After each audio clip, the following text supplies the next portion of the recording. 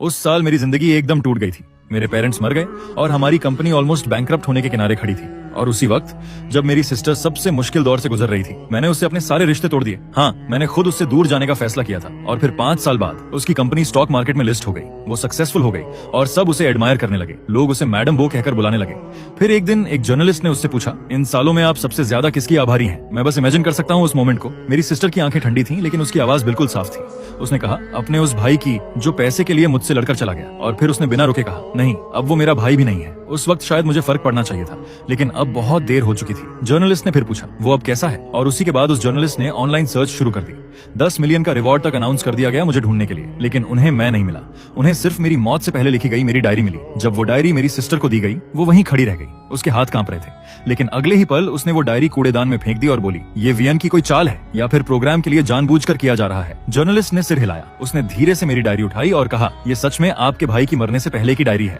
और जहां तक बॉडी की बात है, उसे ऑनरेडी क्रिमेशन कर दिया गया, क्योंकि उसे क्लेम करने वाला कोई नहीं था, इसलिए क्रिमेटोरियम ने प्रोसेस कर दिया। उसकी बात पूरी भी नहीं हुई थी कि मेरी सिस्टर गुस्से में खड़ी हो गई और बोली, मत सोचो कि मैं उसे माफ कर दूंगी इस तरह के चीप ट्रिक्स के लिए। जाओ और बोनियान से कहो कि अब मेरा एक नया भाई है, वो मेरे लिए कुछ भी नहीं है। अगर वो मर भी जाए तो मुझे फर्क नहीं पड़ेगा। जर्नलिस्ट उसे ऑकवर्ड होकर देखने लगा और बोला, तो इस डायरी का क्या करें? मेरी सिस्टर वानतांग हल्का सा हंसी और बोली, पढ़ो, मैं देखना चाहती हूँ उसने डायरी में क्या झूठ गढ़ा है। और फिर मेरी आवाज उस डायरी के जरिए सामने आई, हेलो, आज से प्लीज मेरा ख्याल रखना, अब शायद सिर्फ तुम ही मेरे साथ रहोगे। मैं खुद को याद करता हूँ, आज जब मैं घर से भाग रहा था अपने साथ वो सारे गिफ्ट्स लेकर जो मेरी फैमिली ने मुझे दिए थे, तब मेरी सिस्टर ने मुझे पकड़ लिया। सच कहूँ तो मैं उससे मिलना नहीं चाहता था, मैं बस चुपचाप घर छोड़ना चाहता था, लेकिन वो बहुत परेशान करने वाली है। उसने मेरा हाथ पकड़ लिया और कहा कि मैं ना जाऊं। उसने कहा कि मैं उसका इकलौता फैमिली हूँ। उस पल मेरा दिल थोड़ा कांपा था, लेकिन फिर भी मैंने सख्त चेहरा बनाकर उससे कहा, कंपनी बैंकरप्ट हो रही है, फिर भी तुम मुझे वो बाइक मॉडल दिला सकती हो जो मुझे पसंद है। तुम पैसे ऐसे उड़ा सकती हो, तुम मुझे मेंटेन कर सकती हो बिना इस टेंशन के कि हर दिन फाइन बचाना पड़े। लेकिन वो और भी बेचैन हो गई।